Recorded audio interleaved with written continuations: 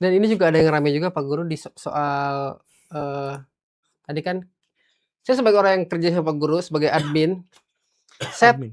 saya tahu kerjaan mana yang datang, berapa angkanya, dan yang soal video yang rame 1 juta 1 detik itu cukup rame. Oh iya? Iya, cukup rame dan mempertanyakan kebenarannya. Pertama itu kan saya yang menerima WhatsApp-nya. Terus orang tuh jadi apa namanya? Ngebandingin itu terlalu jauh karena Pak Guru berarti kalau misalkan 1 juta sedetik setahun berapa ya? Enggak, itu buat konten doang, Iya. buat sekonten itu. Aduh. Jadi permintaannya itu 40 detik. 30 sampai 40 detik dibayar 30 juta rupiah. Jadi yang melebar kemana-mana tuh, wah Pak Guru bisa menggalahin Cristiano Ronaldo udah enggak, jadi dipinta setengah menit dikasih 30, terus kita masih boleh nawar lebih daripada itu gitu. Nah, tapi kan emang perkataan semenit sejuta kan emang bener kan? Iya betul, sedetik sejuta kan, wah mana nih? Ya aduh. Ada kehebohan ini. Ini saya mau ada WhatsApp dari mantan muridmu, dia mau bertanya sesuatu hal dan agak panjang nih, saya coba ringkas ya. Apakah jalan paling efektif dan efisien untuk Indonesia bisa lebih baik daripada berjuang sendiri adalah dengan minta tolong kepada orang tua yang lebih besar dan superior seperti kakak. Jadi minta bantuan ke yang Amerika atau Cina. Kalau misalkan kita tuh berjuang sendiri tuh kayak nggak beres-beres, capek, ya udahlah minta tolong aja ke Amerika atau ke Cina biar tidak terlambat katanya. Iya. Pada bagian ini tuh Pak Prabowo saya pikir cukup baiknya langkah-langkahnya. Tapi tetap tidak akan bisa efisien dalam situasi yang seperti ini mah. Jadi gini, di dunia saat ini kita tuh sedang dalam istilah yang umum mah berenang di antara hiu-hiu. Yang misi kita satu-satunya adalah tidak dimakan hidup-hidup, itu aja. Bukan untuk jadi sebesar hiu sekarang mah. Minimal tidak dimakan hidup-hidup. Nah, bagaimana caranya berenang di antara hiu-hiu dan tidak dimakan hidup-hidup?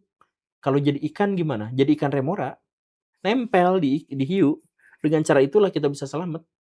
Kita jadi kalau si hiu makan, kita dapat remahnya gitu. Kita dapat jigongnya. Nah, itu segitu doang gitu. Jadi karena gini, Cina misalkan ya. Cina sekarang tuh besar banget dan mereka itu sekarang menjajah kita. Coba bayangkan ya, kalau Cina marah ke kita gitu. Terus si harga-harga dinaikin gitu. Kita kolaps. Pasti. Dan kalau udah kolaps apa? Pemerintah kita bakal dihujat habis-habisan. Pasti. Terus kita misalkan bikin Amerika Serikat marah misalkan kayak kemarin. Tarif langsung dinaikin sekian gitu. Udah kitanya mati gitu. Kita tuh gak bisa apa-apa gitu. Dalam hal ini tuh. Jadi kalau kita mau maju dalam perhitungan yang paling realistis, majunya nggak akan dalam waktu dekat. Dan kita tuh harus nebeng sama negara-negara yang besar sampai mereka akhirnya lemes sendiri, tua sendiri, dan jatuh gitu. Sebab sekarang kita nggak bisa ngelawan, yang bisa kita lakukan ya sekedar bisa bertahan saja. Nah, makanya kemarin saya muji dalam tanda kutip Pak Prabowo tuh, karena dia tuh jago banget menempatkan Indonesia di BRIC ya, tapi menjalin persahabatan dengan Amerika Serikat. Susah itu teh. Asli susah. Tapi Pak Prabowo bisa gitu. Jadi ya kan kita sering kritik Pak Prabowo ya. Bagian ini bakal dipotong sih bakal kayak Tompi nanti. Wah, Pak Guru sekarang pasti mau diundang Prabowo. Enggak. Tapi pada bagian itu ya, bahwa kita dekat dengan Cina sampai sekarang, kita gabung ke BRIC, tapi nggak dapat hukuman dari Amerika Serikat. Paling kecil kita ininya hukumannya, dan masih berjalan memiliki hubungan yang harmonis dan baik gitu. Masih bisa diajak ngobrol gitu sama si Donald Trump-nya gitu. Jadi ya bagus. Ya ada pertanyaan yang sangat personal juga dari followers Pak Guru ini pertanyaan. Saya tuh ingin merubah negeri Pak Guru. Tapi jangankan untuk mengubah negeri, ini di rumah saya aja orang tua berantem mulu nih. Gaji kurang terus dan pacar minta dinikahin. Padahal saya tuh pengen memperbaiki negeri ini, saya capek sama pemerintahan ini. Jadi dia pengen memperbaiki negeri, tapi di rumahnya broken home. Gimana tuh? Berpikir global, bertindak lokal. Gimana tuh? Berpikir global, bertindak lokal. Iya, kita berpikir bisa ke sana ke sini, bisa ke seluruh penjuru dunia, dan itu adalah bagian dari idealisme gitu. Tapi kita bertindak tuh pasti lokal karena kita masih segini-gininya gitu. Nah, jadi kita kan belum punya kekuasaan, kita belum punya kemandirian finansial, kita belum punya koneksi yang tajir melintir kan gitu. Jadi sekarang yang paling mungkin kita lakukan itu adalah ya bebenah diri kita agar diri kita tuh layak untuk masuk ke gelanggang global. Kalau misalkan gini nih, orang yang orang tuanya aja masih berantem soal gaji, Mhm. dia nggak mungkin berbicara di ruang global gitu, iya kan? Contoh kecil aja, contoh kecil. Tahu Mike Tyson? Mhm. Mike Tyson? Dia itu kan udah orang global kan, tinjunya udah global. Ketika dia gagal mengurusi masalah rumah tangganya, dia jatuh. Ngurusin diri sendiri gagal, akhirnya apa? Dia 6 tahun di penjara, sabuknya dicabut, tidak bisa apa-apa, dia bukan jadi orang global lagi, dia jadi napi global. Nah, jadi maksudnya apa? Nah, si Mike Tyson gimana caranya untuk bisa bangkit lagi? Dia ngalahin dulu dirinya sendiri, selesaikan dulu semua masalah pribadinya, baru dia bisa kembali jadi orang global gitu. Si Donald Trump pernah bangkrut kan? Pernah bangkrut gara-gara apa? Gara-gara dia gagal dalam berspekulasi. Eee, tapi nah gimana caranya biar dia bisa naik panggung global? Ya perbaiki dirinya dulu gitu. Kan jadi untuk bertindak, untuk berpikir global itu semua bisa dan ayo silahkan. Tapi untuk bertindak global, selesaikan dulu masalah kita. Makanya ada istilah dari tokoh-tokoh terkemuka sekarang gitu, udah jadi tren. Misalkan ya, Putin itu adalah orang yang sudah selesai dengan dirinya, Hmm. gitu kan?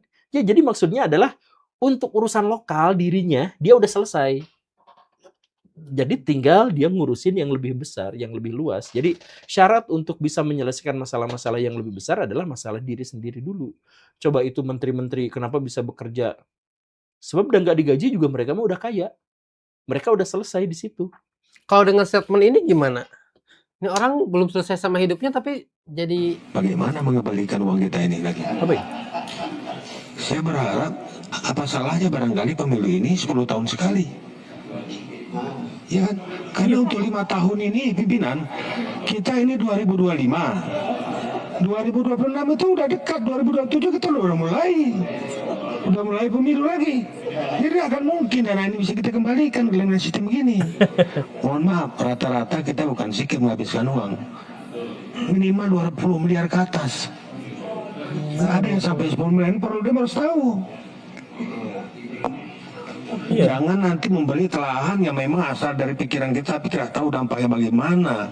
Iya, itu yang mereka saya berarti maksud. belum berdamai sama dirinya sendiri, sok-sok ngurus Iya, rakyat. makanya itu rusaknya tuh di situ kan. Memang benar. Jadi rata-rata anggota DPR kita tuh untuk bisa duduk di kursi itu tuh butuh 80 M. Rata-rata ya, rata-rata. Nah, dia bilang kan lebih dari 20 M Minimal gitu. 20 M ke Minimal atas. 20, minimal 20. Ya, sebab secara rata-rata memang 80 M. Saya mikir kalau 80 M mah bikin hotel gitu aja. Bikin villa gitu untuk ini buat bisnis gitu. Ya terus dia bilang, tapi ini saya 5 tahun belum balik modal, pengen 10 tahun. Ya itu pilihannya sendiri. Kenapa malah minta aturan yang dirubah? Kan dia tahu aturannya seperti itu, dia tahu pemasukan pengeluarannya seperti itu. Lah kalau dia nggak siap, kenapa dia malah minta peraturan yang dirubah? Aneh. Tapi sekarang tuh nah mereka tuh kayak ngasih statement Bodoh. aneh gini teh cuek-cuek aja gitu. Ya kan itu kan statement tolol gitu, statement tolol yang maksudnya ini obrolan tongkrongan aja gitu, nggak usah pada saat rapat yang mereka tahu direkam mereka omongin itu. Kok mereka tuh sekarang jadi kayak udah terbiasa kah atau apa ya? Nggak, pernyataan ini tuh bukan sekali, ada beberapa yang ada kepala daerah yang ngomong gitu. Korupsi itu harus. Ini di depan layar dia tuh bilang, ya korupsi itu harus. Tuh lihat nih, gaji saya sebagai pejabat tuh sekian. Kalau tahu gaji saya sekian, nggak mungkin saya nyalon, bla bla bla bla. Dia bilang gitu. Makanya korupsi itu wajar, kata dia tuh. Nah itu ada yang ngomong kayak gitu. Ada juga yang suap syariah atau apa sih yang Iya. Yang Lord itu. Sudah Heeh, swab syariah heeh. gitu ya. Kalau untuk tujuannya adalah untuk Heeh. kebaikan gitu nya.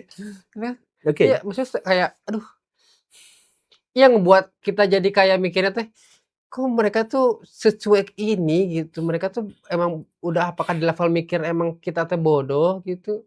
Enggak, merekanya yang bodoh, mereka yang Hmm. nggak tahu bahwa ini tuh akan memicu. Jadi mereka tuh kelompok-kelompok manusia tua yang hidup di masa lalu, yang mereka tuh nggak tahu pergerakan media Mhm. sosial, yang mereka tuh nggak ya karena pejabat-pejabat kita tuh kan banyak yang tua-tua gitu. Jadi Mhm. ya Tinggal tinggal tunggu. Kayak itu kan kayak